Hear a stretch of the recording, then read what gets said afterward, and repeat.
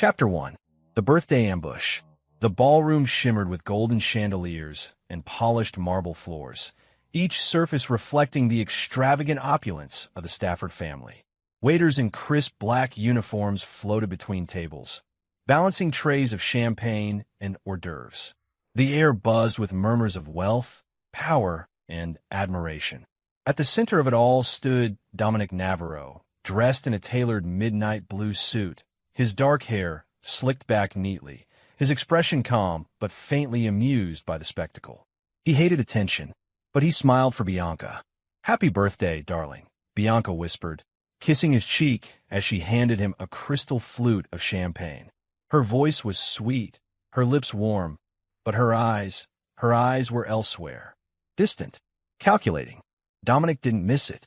"40 looks good on you," she added, louder now, drawing a round of polite applause from the gathering. Dozens of industry titans, politicians, and media faces had gathered in the ornate hall of Stafford Manor. The party wasn't just a birthday celebration. It was a public display of power, the kind Bianca and her father, Gilbert Stafford, relished. Dominic raised his glass. "Thank you, everyone, for being here tonight. It means a lot to me." "Speech," someone shouted from the crowd. He gave a nod, stepping forward toward the stage. A large screen behind him displayed a slideshow of photos. Family vacations, charity galas, business milestones. His life reduced to curated moments. Bianca joined him on stage, wrapping her hand around his arm, her diamond bracelet catching the spotlight. Just as Dominic opened his mouth to speak, Bianca pulled away. "Actually," she said brightly, taking the microphone from his hand, "before Dominic says anything, I have a little something for him." The crowd chuckled, expecting a playful surprise.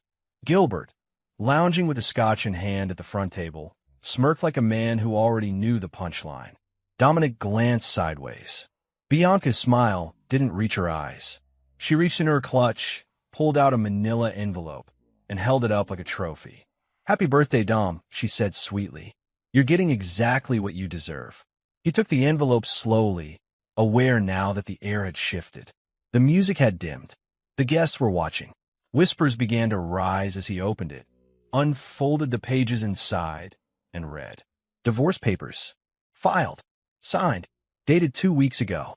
A silence blanketed the room, stunned and awkward. No one knew whether to laugh or gasp. Dominic blinked once. Bianca leaned into the microphone. "We're done, loser." Gasps rippled through the guests like a wave. Dominic didn't react. His hands didn't shake. He simply stared at the papers, reading every word as if they were written in another language. His expression unreadable. But in his chest, something old and molten began to stir. Bianca stepped aside, making room on the stage for a tall, smug man in a gray pinstripe suit. Preston Winters, her ex-lover, Dominic's former subordinate. Preston walked up as if he owned the air around him. Gilbert stood now, walking to the front of the stage with deliberate ease. He took the mic from his daughter and patted Preston on the back. "I'd like to take this moment to congratulate Preston," Gilbert announced, voice rich and commanding. "He's officially stepping into the role Dominic held at Stafford Holdings, effective immediately." The crowd froze. Dominic finally looked up. He said nothing. Gilbert continued, as if he were introducing a new model of luxury car. "This young man's vision, drive, and loyalty represent the future of our company. A fresh start, a new generation." Preston smiled, flashing white teeth. "Thanks, Gil. I won't let you down." "You've already let someone down," came a mutter from the crowd, but it was quickly swallowed by silence. Bianca smiled as if it were all a game. She took Dominic's untouched champagne from the podium and sipped it. "You can pack your trash and get out. Tonight. The board's already been notified." Dominic looked at her for a long, cold second. Then his eyes moved to Gilbert. Then Preston. No emotion, no anger, just calculation. A kind of calm that made people nervous, even if they didn't know why. Gilbert looked bored. "Clean out your desk tomorrow." With that, the three turned their backs to him. The crowd didn't know whether to clap or leave. The silence dragged like a corpse across marble. No one dared meet Dominic's eyes. Only one voice broke the stillness, a weak, uncertain, "Dominic, are you okay?" He didn't answer. He didn't move. Bianca's laughter echoed as she descended the stage with Gilbert and Preston on either side of her designer heels clicking against the stairs like gunshots. "You should have seen your face," she said to Preston. "God, that was satisfying." Preston chuckled. "Told you he'd go out quiet." Gilbert added, "Should have known from the beginning." Too soft to last. They walked toward the exit, laughing. Dominic stood alone under the bright stage lights, papers in hand, surrounded by silence, judgment, and thin pity. But no one noticed the way his jaw clenched. No one noticed how still his hands were, how unnaturally still. No one saw the way his eyes, dark and hollow, locked on the exit doors as if burning a brand into the backs of the three who had just gutted him in front of the world. He didn't follow them. He didn't move. He just stood there, watching. And behind his stillness, something ancient and ruthless awakened. Chapter 2.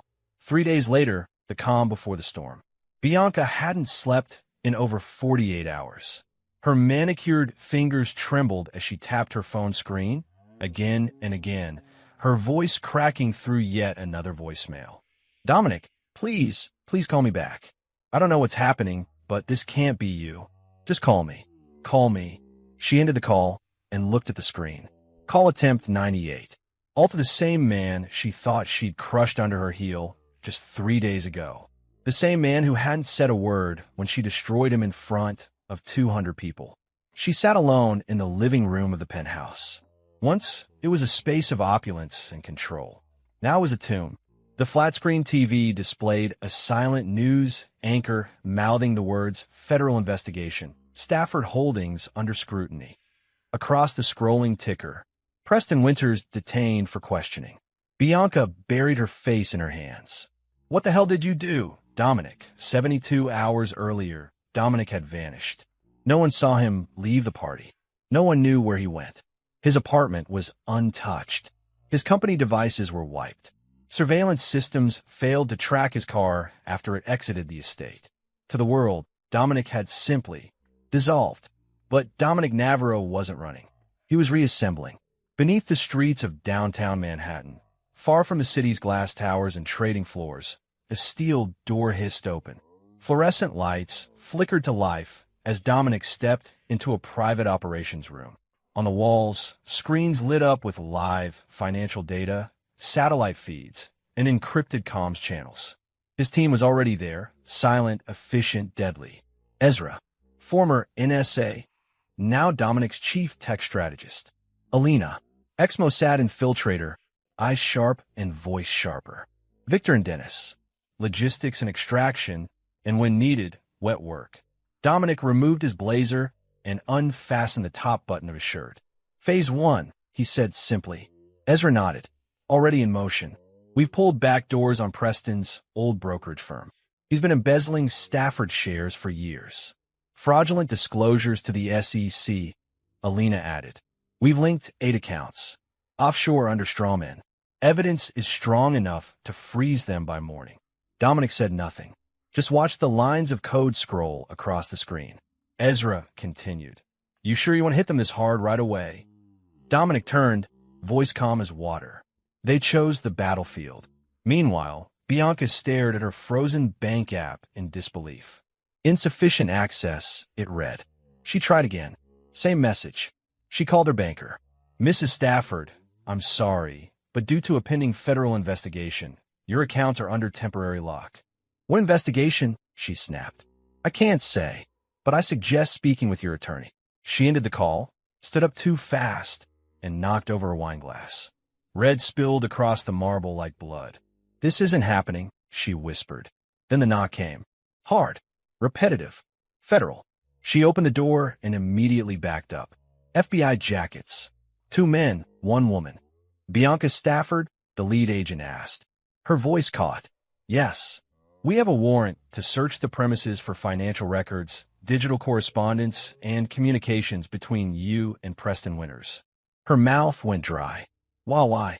The agent's eyes were clinical. "Stafford Holdings is under investigation. You're a material witness. Please remain inside and do not interfere." They walked in without waiting. Within minutes, her life unraveled. Flash drives seized. Laptops bagged. Personal phone cloned. Her world, once wrapped in diamond and silk, now reduced to property tags and evidence lockers. Dominic watched it all unfold on a split screen. One feed from Bianca's penthouse hallway camera. Another from a news drone circling Stafford Holdings. A third from inside the Midtown detention facility where Preston Winters sat pale and sweating in an interrogation room. Victor entered behind him, carrying a file. Winters cracked, he said flatly. Didn't even last 4 hours. He flipped on Gilbert and implicated Bianca in corporate leaks. Dominic didn't smile. He barely blinked. Upload the footage. Encrypt it. Package it for the SEC and press, he said. Victor raised an eyebrow. Public release? Midnight, Dominic replied. Give him something to wake up to. He stood and walked to the far wall of the control room. There, in a locked cabinet, sat a thin manila folder labeled D. Navarro, Op Hollow Ghost. He opened it slowly. Inside, a death certificate dated 15 years prior. His own.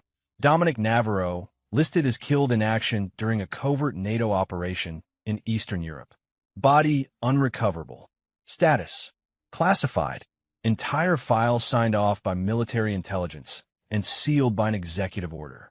He stared at it for a moment, a flicker of memory behind his eyes.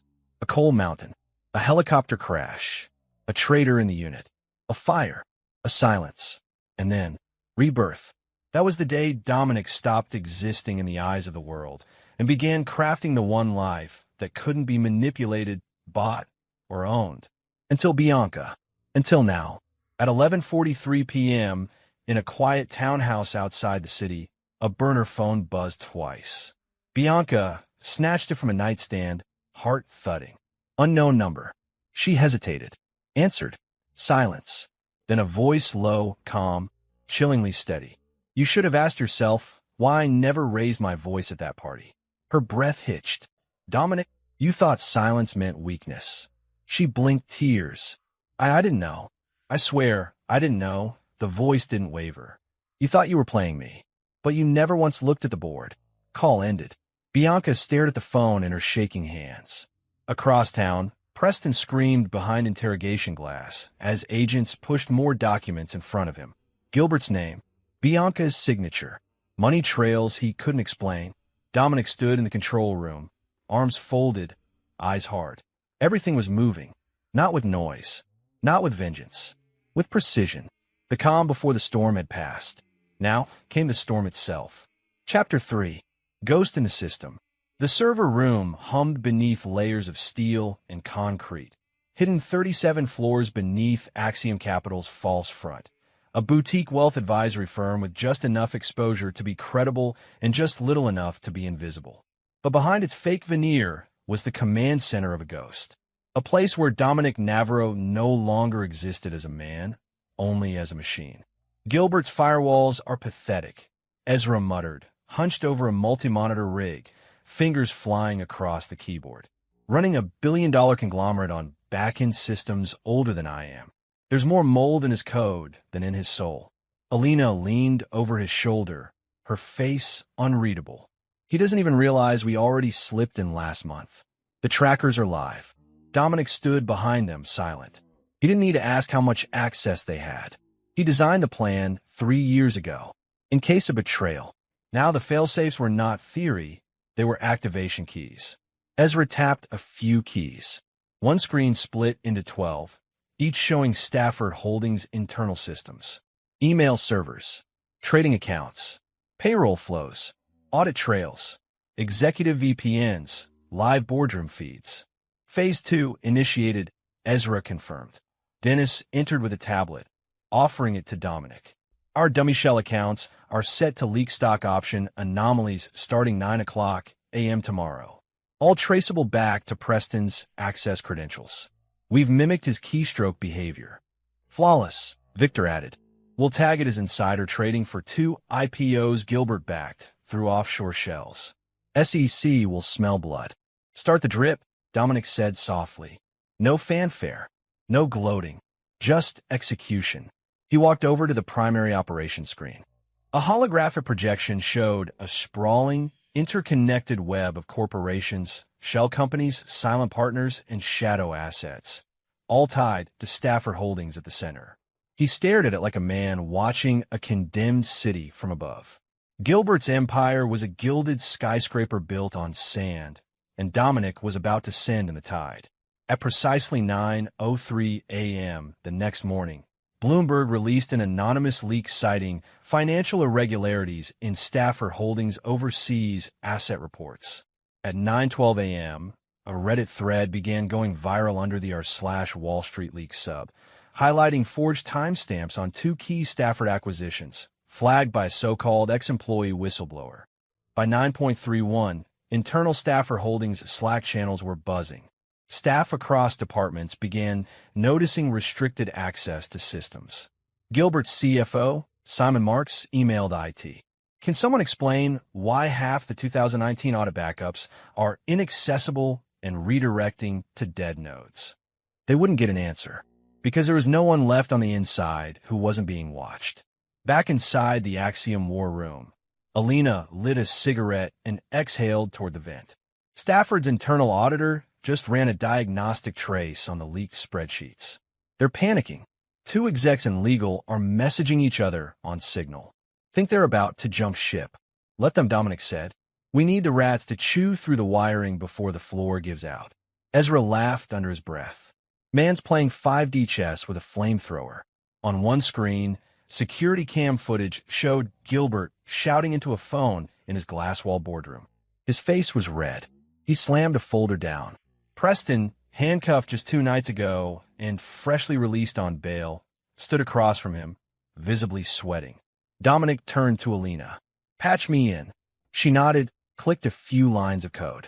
A hidden mic inside the room, planted a year ago in a decorative pin on the conference table, came to life. Gilbert's voice boomed. I don't care what it takes. Clean this up. Call the Cayman Bank. Have them bury the trail. Preston's voice. Nervous. That won't fix the leaked audit records. If they track it back to us, Gilbert snapped, they won't. You think anyone can outplay me in this city? Dominic's lips curved. Not a smile, a signal.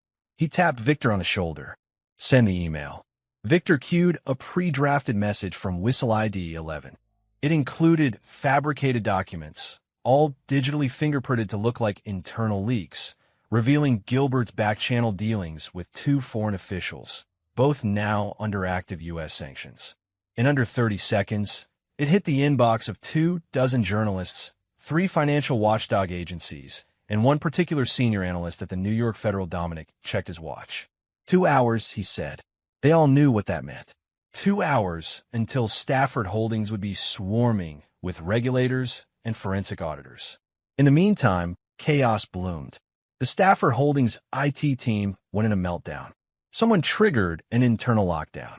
But it was too late. The planted code Dominic had slipped in months ago as a backup plan was now waking up. It shredded audit logs, rewrote timestamps, cross-corrupted backup archives that had never even been touched. To anyone looking from the outside, it would appear that Stafford's own people had tried to erase evidence. It would not look like sabotage. It would look like guilt. At 11:47 a.m., Dominic stood at the massive wall of screens, watching a simulation of the Stafford Holdings stock price beginning to tip downward. About the boardroom's private chat, Ezra said suddenly. Check this out. He pulled up a live feed of messages between board members. 8.56 Director Langley. What's going on? I'm hearing FBI might get involved. 9.10 Director Shaw. Preston's name is all over these filings. I want out. 9.12 Langley. Dominic said nothing at the party. How do we miss this? Alina chuckled. They're trying to count cards while the table burns. Dennis looked to Dominic. What's next? Dominic's eyes never left the screens. We bleed them. He said it without heat, without drama, like a doctor reading a diagnosis. Inevitable. Impersonal. Ezra tilted his head. Bleed them financially? No, Dominic replied. Structurally. Silence. The air thickened. He continued, still calm. We hollow the company from the inside. They lose trust, lose support, lose liquidity. And then the predators come. By noon, Stafford Holdings had lost 8% of its market value. By end of day, their internal systems were in disarray. Emails bounced. Invoices vanished. Regulatory alerts stacked up. The company's trusted facade was collapsing like damp plaster. And yet, no one outside knew where the leak started. No one even whispered the name Dominic Navarro, because he had become a ghost, not just in identity, but in execution. Where others screamed, he whispered. Where others threatened, he calculated. And as Stafford Holdings began to rot from within, Dominic stood in the center of his control room, watching, waiting, silent. Chapter 4. The Lover's Reward. Preston Winters had always moved through life like the world owed him something. He had charm without depth, confidence without substance, and a smirk that could get him a drink, a promotion, or a mistress. But that morning, the smirk was gone.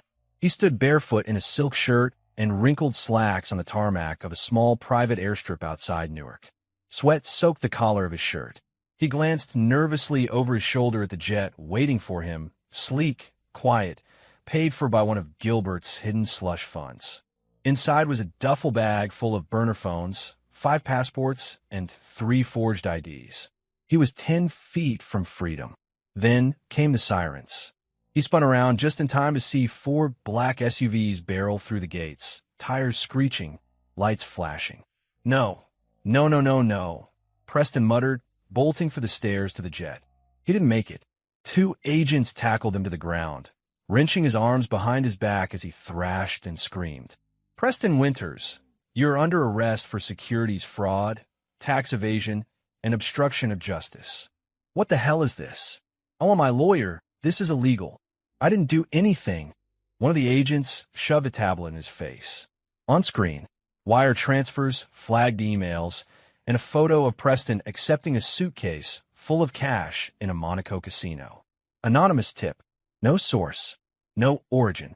Just irrefutable. As they dragged him toward the SUV, Preston caught a flash of light, a drone hovering silently above the airstrip, red recording light blinking. Watching. Broadcasting. Meanwhile, Bianca sat in the center of the marble-floored lounge in Gilbert's Long Island mansion, still in her silk robe, her phone shaking in her hand. Arrested? He was arrested? She whispered to herself, staring at the breaking news alert. The headline was brutal. Stafford Holdings COO Preston Winters detained in attempted escape. Charges include bribery and money laundering. Her mouth went dry. The room spun slightly. Her father was in the city, dodging press like a hunted animal. His firm's stock had dropped 16% in a single day. Board members were threatening to defect. Their flagship project had been suspended pending investigation. And now this. Preston, her golden ticket, her leverage, her secret lover, gone. She laughed once, short, bitter, then threw the phone across the room. It cracked against the fireplace and shattered.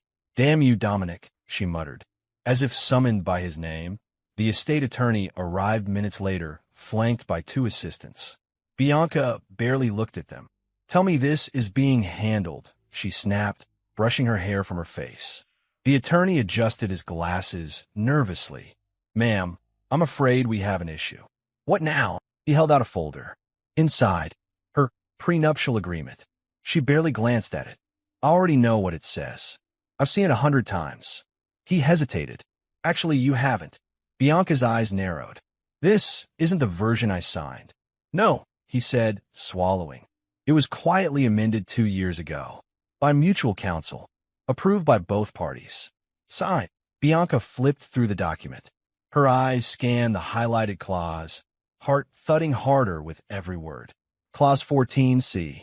In the event of proven infidelity by spouse B, all marital asset claims are forfeit, and spouse B shall retain only property held in her name prior to marriage. Spouse B, Bianca Stafford. Her jaw dropped. This isn't real. I never signed this." "Digital signature and verification log confirm it," the lawyer said, almost apologetically. "Initials match. IP trace shows your login." No, I didn't," she stammered, flipping faster now, finding more traps. "Stock holdings? Gone. Joint properties? Gone. Vehicles, jewelry, travel assets, all filtered through Dominic's trusts. Her accounts had been locked days ago. Now she understood why. Her voice shook with fury. He set me up. He planned this, before I even cheated. The lawyer remained still. Bianca stood, throwing the folder across the room. He knew. That son of a bitch knew I'd cheat. She began pacing, panic rolling over her like crashing waves. Where is he? Where the hell is Dominic? No one answered. No one had an answer, because Dominic wasn't anywhere. And everywhere. An hour later, a butler approached quietly, nervously. Miss Stafford, he said, there's a situation. She turned to him, mascara smudged, robe now wrinkled. What now? There's a court order, he said, gently placing a white envelope on the counter. Effective immediately, you are no longer permitted residence at this address. She snatched the envelope and tore it open. Her eyes skimmed the first few lines. Eviction notice. The house wasn't in her name. It never had been. Gilbert had placed it in a company trust decades ago, and Dominic had quietly bought out that trust last year. She froze. This is my home. The butler didn't respond. Instead, 3 estate staff members entered, silent as shadows, already collecting her personal bags and boxes into a pile by the front entrance. No, you don't understand. I belong here, Bianca whispered. Then louder. Get your hands off my things. The butler held out her coat. Bianca slapped it from his hand. You can't do this. I'm his daughter. But the others weren't listening anymore. The front gates opened with a metallic groan. A Blacktown car waited just beyond, engine running. She looked around the grand foyer, the chandeliers, the marble staircase, the paintings she'd handpicked. All of it was slipping away. One of the staff tapped her lightly on the shoulder. It's time, ma'am. She turned to scream, at someone, at anyone, but there was no one left to scream at. Dominic didn't need to shout. He'd done what he always did, quietly, precisely. He'd removed her like a stain. As the heavy oak doors slammed behind her and the locks clicked into place, Bianca let out a scream, raw, furious, helpless, that echoed down the long, empty driveway. But the gates didn't open again, and no one came to answer. Chapter 5. Stafford Holdings falls. It began on a Monday, 8:03 a.m. sharp, just before markets opened. The security gates of Stafford Holdings' global headquarters in Manhattan groaned open to a sea of dark suits and polished shoes. But these weren't shareholders or clients. They were federal agents. FBI, SEC, IRS, all moving in coordinated silence, like hunters closing in on wounded prey. Within minutes, 20 armed officers flooded the lobby, escorted by 2 teams of forensic auditors carrying sealed briefcases. A federal magistrate stood in the center of the storm, holding a stack of signed warrants. The receptionist stammered, "Can I help? Why?" "We're here for Gilbert Stafford," one agent said flatly. "This building is now under federal investigation." Panic spread like spilled gasoline. Executives dropped phones. Assistants scrambled to shred papers. Legal counsel was on the 29th floor, too late to react before agents seized every server and communication node from IT. Outside, reporters and news crews were already gathering. Inside, the empire began to crack. Gilbert Stafford stormed out of his office 15 minutes later, red-faced and thunderous.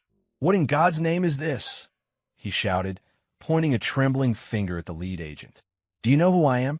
"Yes," the man replied calmly. "And that's why we're here." He handed Gilbert a packet, 163 pages thick, with exhibits, timelines, and allegations that spanned 2 decades. Gilbert flipped through it, face going pale. Offshore tax evasion, bribery of foreign officials, securities manipulation, falsified quarterly reports, insider trading, embezzlement.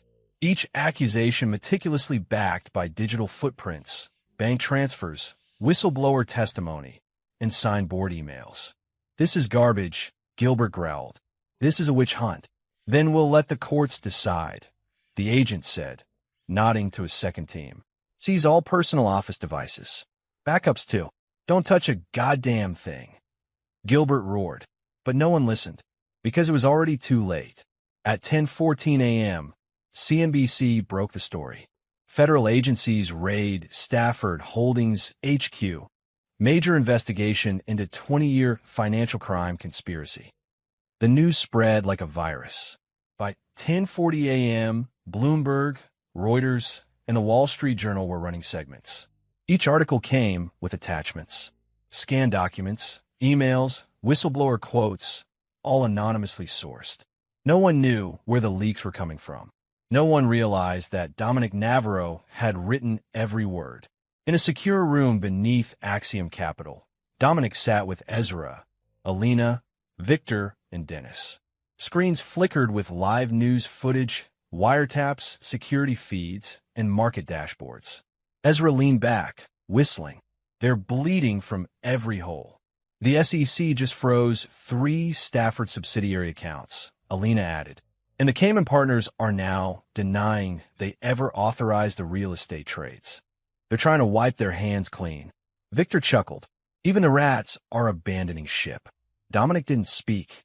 He watched silently as the Stafford Holdings stock ticker began to fall, red lines dipping further with each passing minute. Headlines rotated like funeral bells.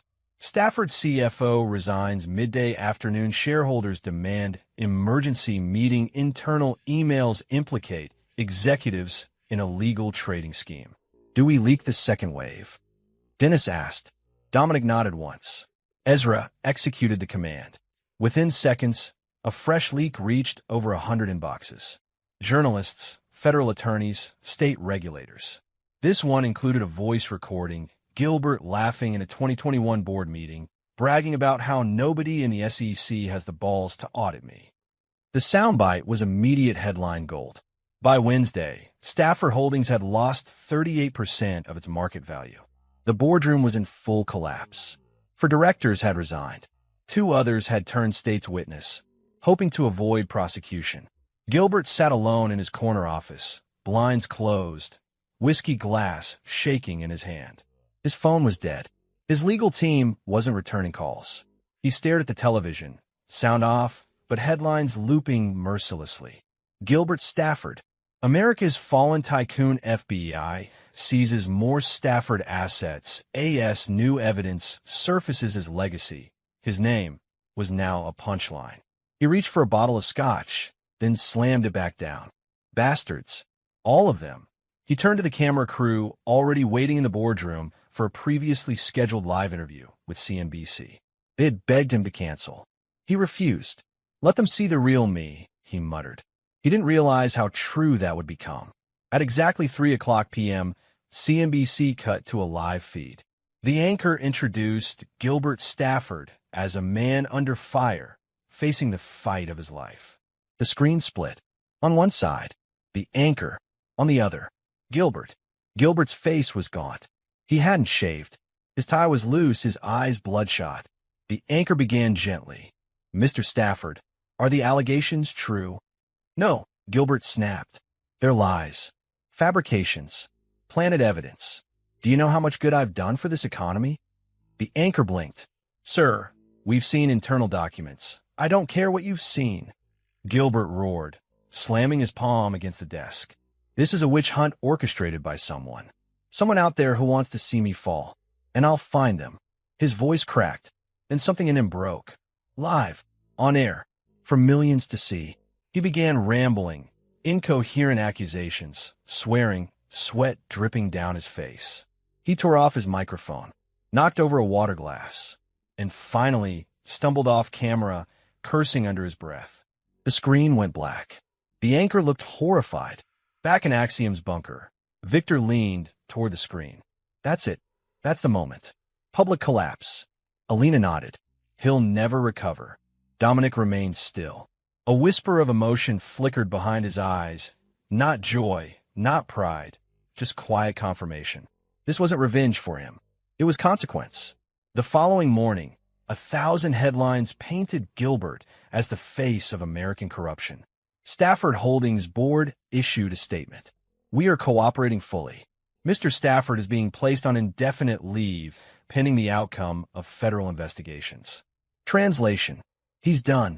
One by one, the pillars of the empire crumbled. Stocks, partners, trust, legacy.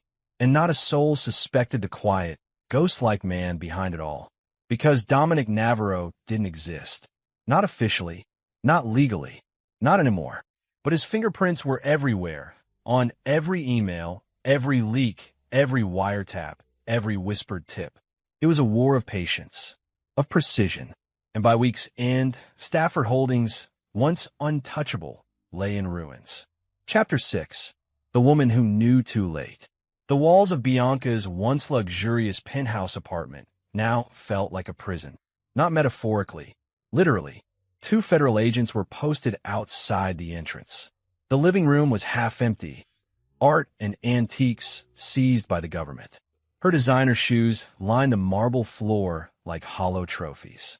The silence was unbearable, broken only by the ticking of the antique grandfather clock.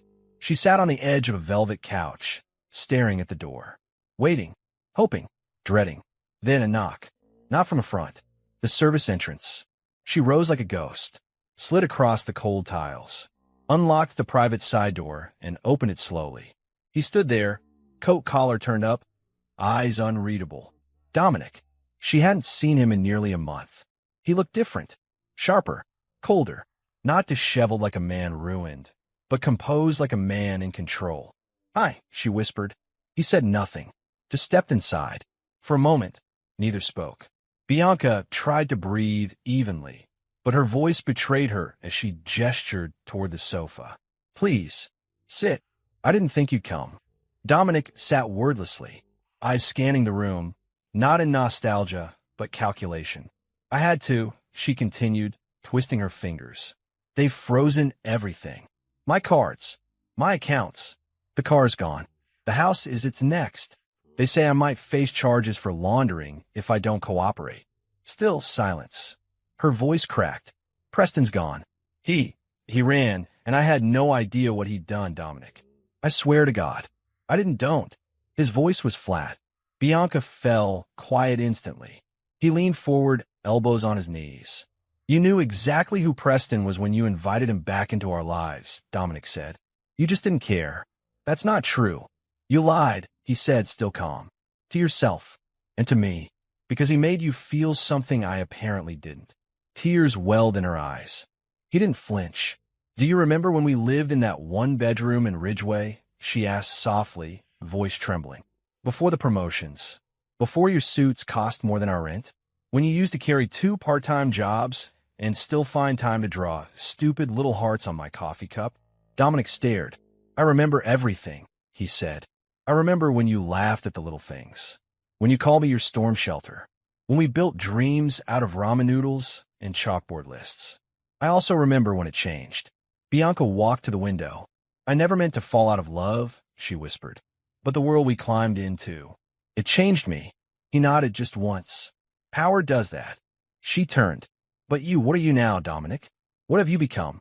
He reached into his coat pocket, took out a phone, tapped once, set on the coffee table, screen facing her. The video began. Preston, shirtless, drunk, laughing into a phone camera. "But she's so damn easy. You butter her up, play the wounded ex, act like her knight. Bianca eats that up. Poor girl never even realized Gilbert was dangling the promotion like bait. God, she thinks she chose me. What a joke." Bianca stared in horror. Her knees buckled. She sat down slowly, a hand clutched over her mouth. Tears streamed silently down her cheeks. "He used me," she whispered. Dominic looked at her, not with hatred but pity. "You weren't the only one he played, but you were the only one who betrayed someone who would have died for you." Bianca sobbed now, full-body, guilt-laced tears. "I thought you were just another pawn in Gilbert's world," she said between gasps. "I didn't know who you really were." "You never asked," he replied. There was silence again, heavy and full of history. Then Bianca stood up and crossed the room to a cabinet beneath the stairs.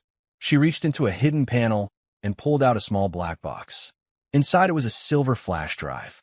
"My mother gave this to me before she died," she said, walking back to Dominic. "Told me to keep it hidden. Said if anything ever felt wrong with the Staffords, with Dad, I should find you. I didn't understand it back then." She held it out. Dominic took it carefully. "What's on it?" "I don't know. I never opened it." He studied it for a moment, then looked up at her.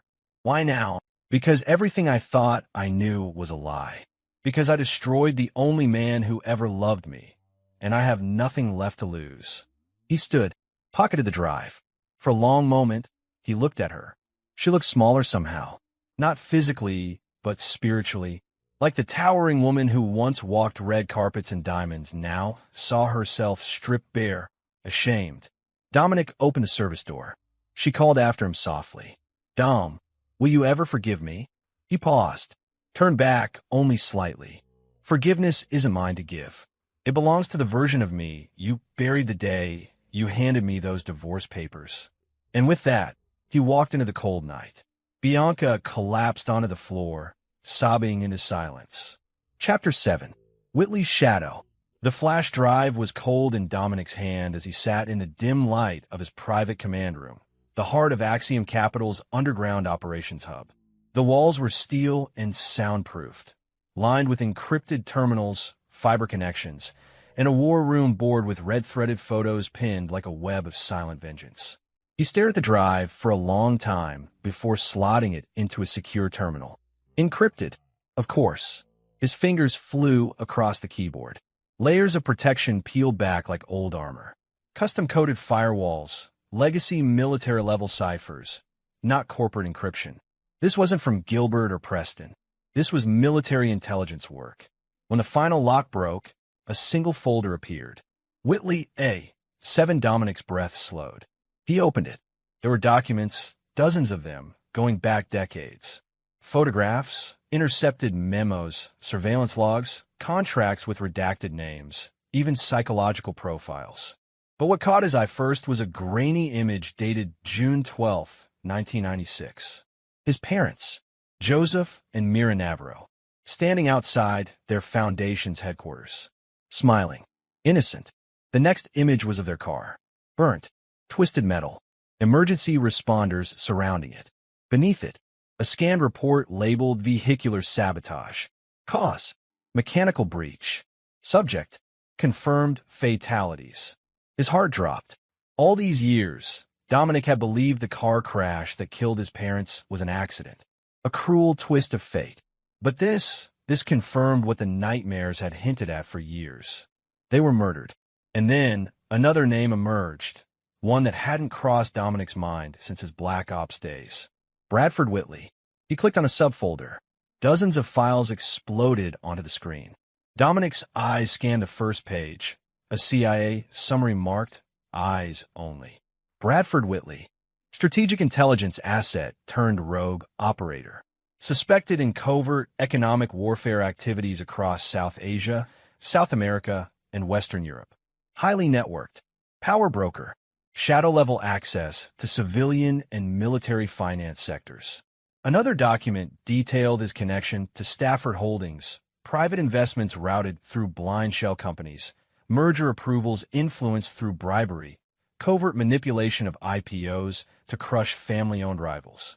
And at the center of it all, Operation Emberglass, coded mission dated 1995. Objective: eliminate the Navarro Foundation before launch of Financial Ethics Initiative. Prevent exposure of illegal private equity funneling to international black markets. Orchestrator: Bradford Whitley. Method: internal sabotage, political framing, clean removal of founders. Dominic's hands gripped the edge of the desk. He remembered now the whispers during his time in military intelligence. Rumors of a man who pulled strings in silence, who didn't just kill people. He erased their legacy, their memory, their very fingerprints from history. Whitley wasn't just a villain. He was a ghost maker. And Dominic, the child left behind from one of his erased families, had been a loose thread he never noticed. Until now, the second revelation hit harder, buried deep in a personal journal entry, presumably written by Bianca's mother, with a line that chilled Dominic's blood.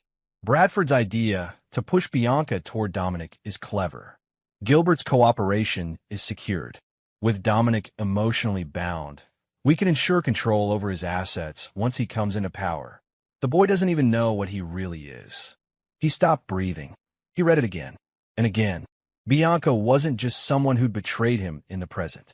She was part of a plan to bind him emotionally, legally, strategically to the same family that helped orchestrate his family's destruction.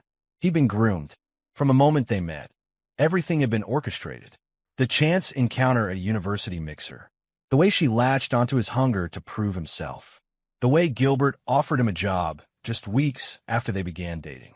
He had been played like a violin, tuned for a symphony of ruin. Dominic stood. His breath came slow and even. He didn't rage. He didn't scream. He didn't even cry. Instead, he opened a glass case embedded in the wall. Inside, wrapped in black cloth, was his old military tag, the one listed Kia years ago. He hadn't touched it in over a decade. The name etched into it didn't even exist anymore in public records. But now it mattered. He wrapped it around his palm, letting the cold metal dig into his flesh. Behind him, footsteps echoed. Victor entered, eyes scanning Dominic's face.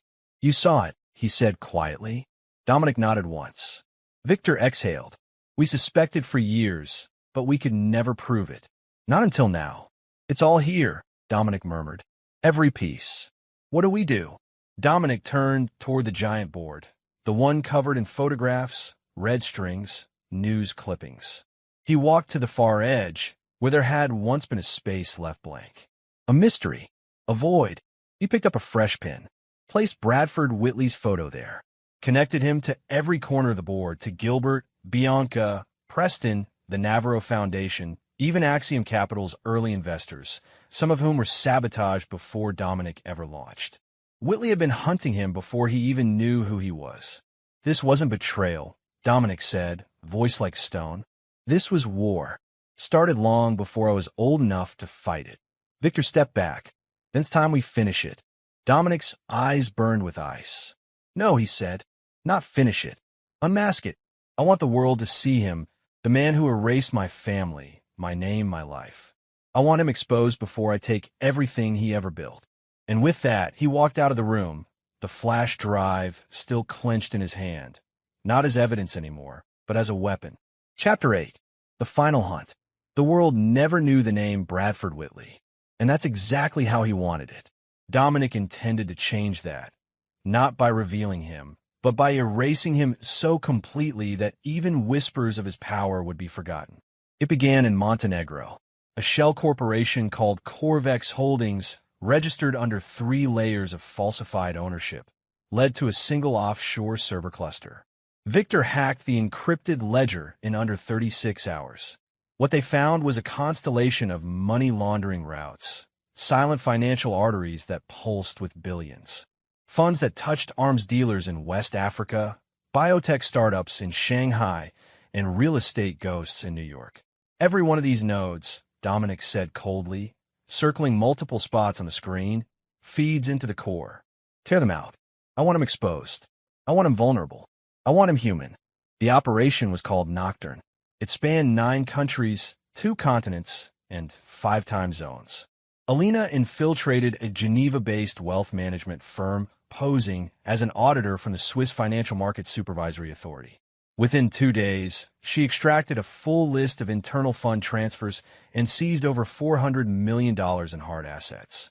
Ezra went underground in Bogota, where a false ID tied to Whitley had acquired a network of informants running crypto scams. He flipped the local tech team in one night with a suitcase full of clean passports and one whispered name: Navarro. By week's end, Dennis had tapped into a private surveillance feed in an estate outside Naples.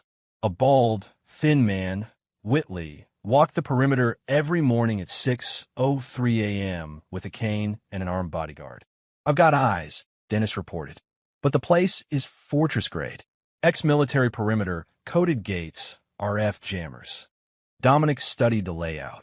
He thinks he's invisible. Let's show him what it's like to be seen. They struck at dawn. It wasn't a loud breach. It was surgical. Alina lured the guards out with a spoofed emergency alert on their internal comms.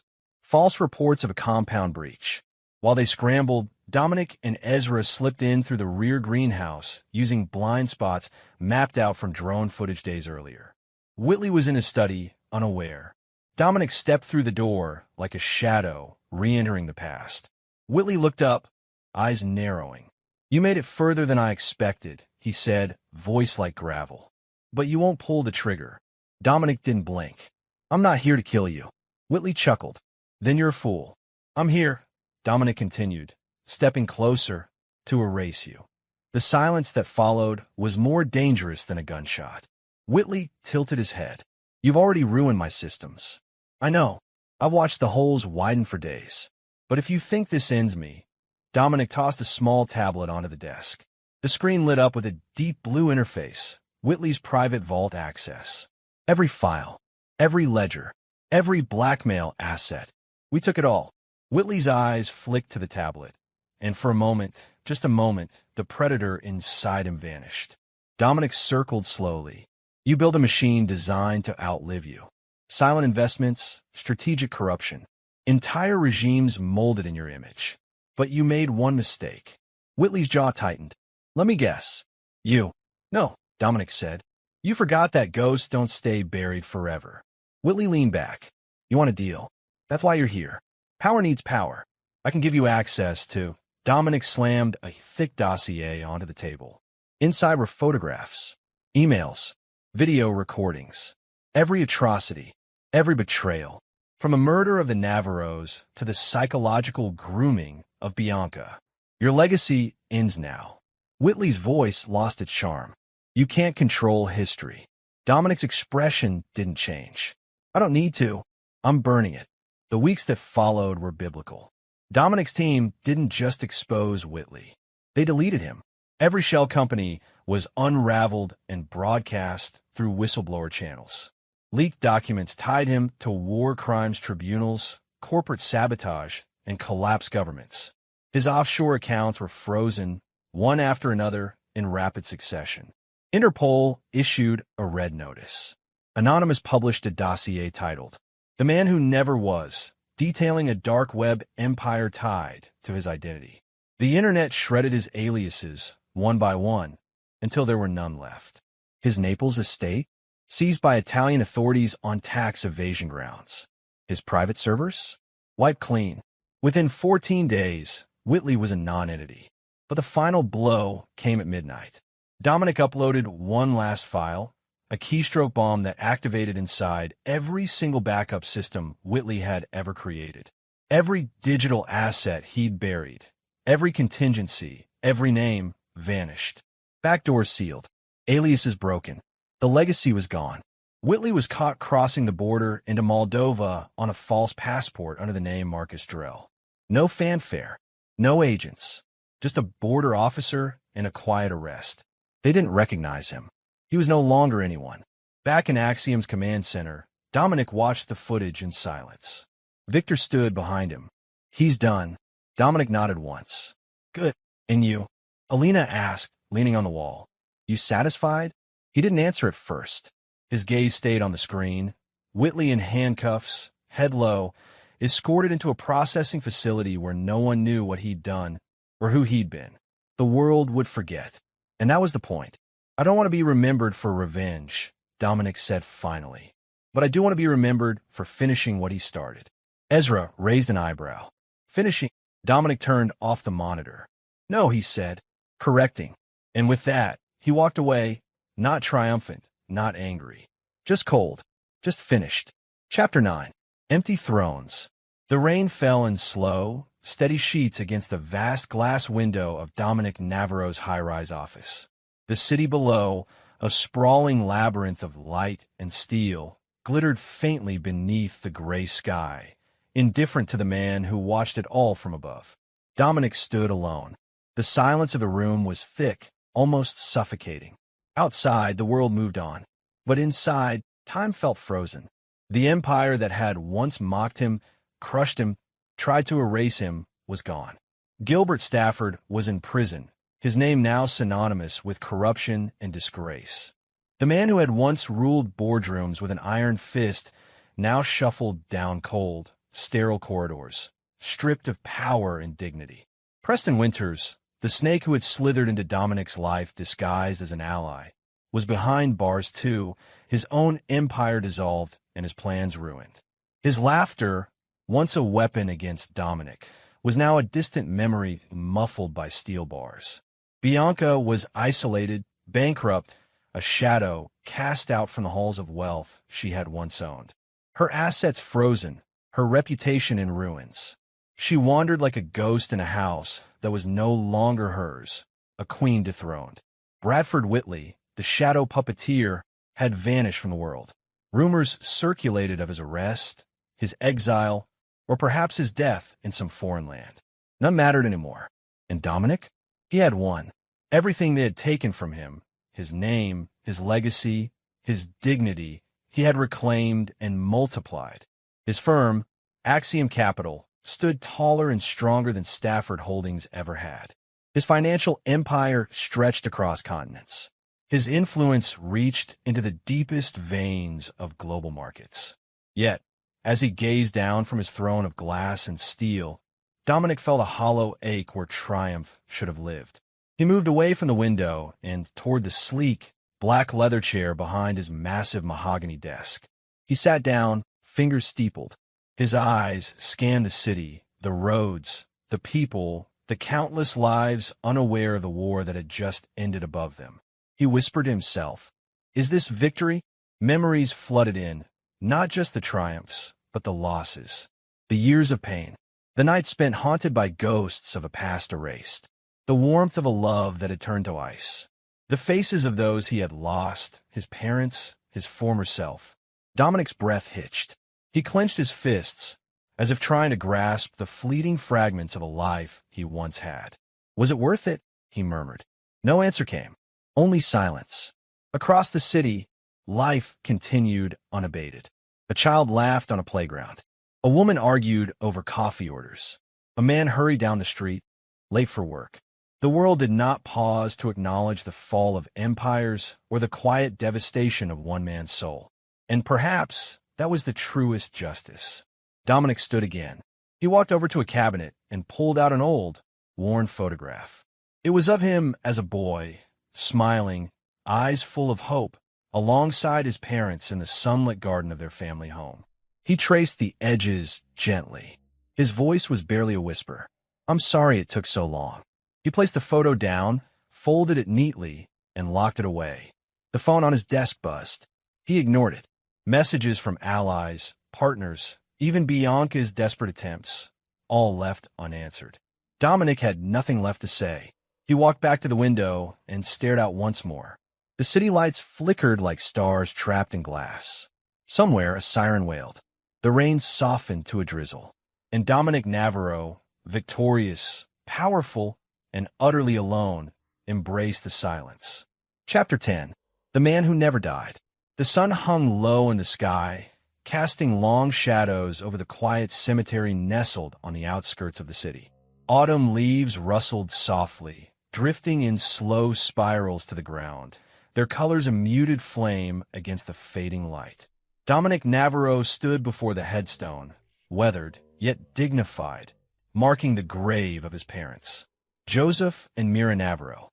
For 30 years, he had avoided this place, not out of fear, but because it was a wound too deep to face. Today, he had come to pay his respects, to finally close a chapter he had left open for far too long. He knelt down in front of the stone, his leather shoes stirring fallen leaves. His fingers traced the carved letters slowly, deliberately. A soft breeze carried the faint scent of jasmine from a nearby bush. Dominic closed his eyes, drawing in a breath heavy with memories. "I kept my promise," he began, voice low, steady. "I found those responsible for taking you from me. They paid. All of them." He paused. The weight of decades pressed down, and for the first time, his voice cracked with something close to vulnerability. "But they stole more than your lives." He swallowed hard, looking away briefly. "They stole my chance to be someone else. To grow up as a son, not a ghost. To choose my own path, not one forged in shadows and revenge." A small stone shifted under his knee. Dominic exhaled slowly. He reached into his coat pocket, pulling out a worn military dog tag, the one bearing his assumed death. He held it up to the sky, the last rays of sunlight catching the metal. "This," he whispered, "was never who I was meant to be." The wind picked up, rustling the branches above. He stood and looked around, taking in the silence that stretched between the tombstones, the quiet dignity of the place. For a moment, he let himself imagine what could have been. A life without war, without loss, a family dinner filled with laughter instead of secrets, a future not overshadowed by ghosts. But the moment passed. Dominic turned away from the graves and began walking slowly down the gravel path. His footsteps crunched softly on the stones. Ahead, a young couple passed, their hands entwined. He watched them briefly, then whispered to himself, "I had to become the man who never died, so others could live." The cemetery gate loomed ahead, its wrought iron bars casting long shadows. Dominic hesitated there, one hand resting on the cold metal. He pulled out his phone, then closed his eyes and slipped it back into his pocket. He wasn't ready to talk to anyone yet. Not today. As he stepped out onto the quiet street, the first stars began to pierce the darkening sky. He glanced back once more toward the cemetery. A faint smile touched his lips. The boy who vanished 30 years ago would never return. But the man who remained, precise, silent, and relentless, had carved a new legacy. In his mind, the words echoed again, carrying the weight of a life lived in shadows and light. Dominic Navarro died long ago. He paused, breathing in the cool night air. What's left is justice. With that, he disappeared into the night, a figure shaped by pain, forged in loss, and driven by a purpose that was far from over. Chapter 11. The Girl in the Coffee Shop. The morning fog curled lazily over the small town's main street, softening the edges of brick buildings and shop windows. It was the kind of town where everyone knew your name, or at least thought they did. But Dominic Navarro no longer answered to that name. Not here. He walked down the quiet sidewalk with a purposeful, measured step, his dark coat pulled tight against the chill. His face was unfamiliar, features softened and shadowed under a worn cap. The weight of years, victories and scars alike, clung to him like a second skin. His destination was a modest coffee shop, a place where the scent of roasted beans mixed with fresh bread and morning chatter. It wasn't the city. It wasn't the boardrooms or the bright lights. It was something quieter, something simpler. Dominic pushed open the door, and a small bell chimed softly. Inside, the shop was warm, with sunlight filtering through lace curtains.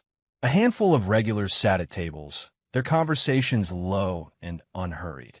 The barista, a young woman with a cascade of dark hair and sharp eyes, glanced up briefly, offering a polite smile before returning to steaming milk.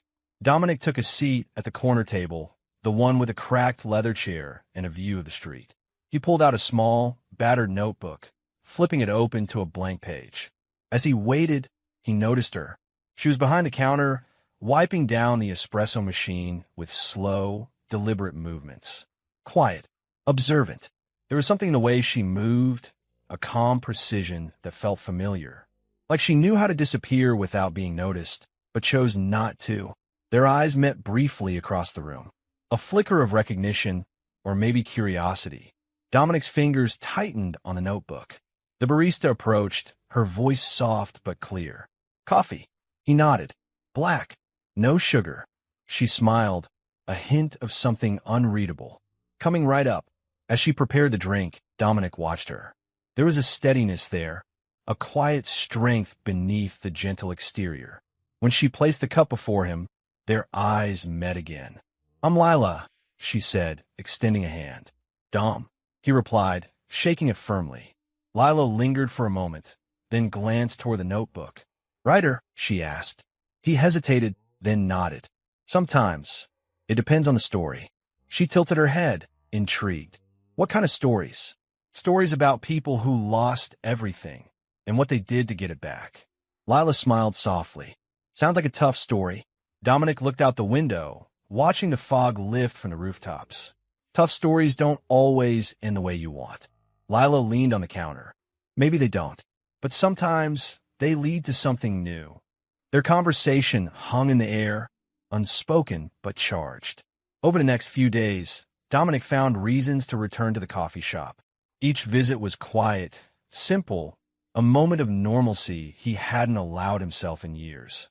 Lila listened without pressing, her presence a steady anchor. One afternoon, as rain tapped lightly on the window panes, she slid a book across the table. "It's a collection of poems," she said. "My grandmother wrote them. She believed words could heal." Dominic accepted it, fingers brushing hers briefly. He opened the book and read the first poem aloud, his voice low and steady. "In the quiet, we find the broken pieces, and with each dawn, they start to shine." He looked up at her. "Maybe that's what I'm searching for." Lila nodded. "Maybe you're ready." But beneath the calm, Dominic's mind remained alert. Shadows lingered at the edges of his thoughts. Old enemies, unfinished battles, and the weight of a past that refused to die. He knew peace was fragile. A single misstep could shatter it. One evening, as the shop closed and twilight settled, Lila asked quietly, "Do you ever miss the life you left behind?" Dominic paused, the question hanging between them like a whispered secret. "I miss the person I was before it all began," he admitted. "And the man you became?" He smiled faintly. "He's still here, just quieter." Lila reached across the table, her hand covering his. "For whatever comes next, you don't have to face it alone." Dominic stared out at the darkening street. The lights flickered on, casting long shadows. He squeezed her hand, a promise without words. Then he whispered, barely audible, "This isn't the end." Outside, the fog began to creep back in, swallowing the edges of the town. Inside, the warmth of the coffee shop held strong. And in the quiet, two lives poised on the edge of new beginnings or perhaps new wars.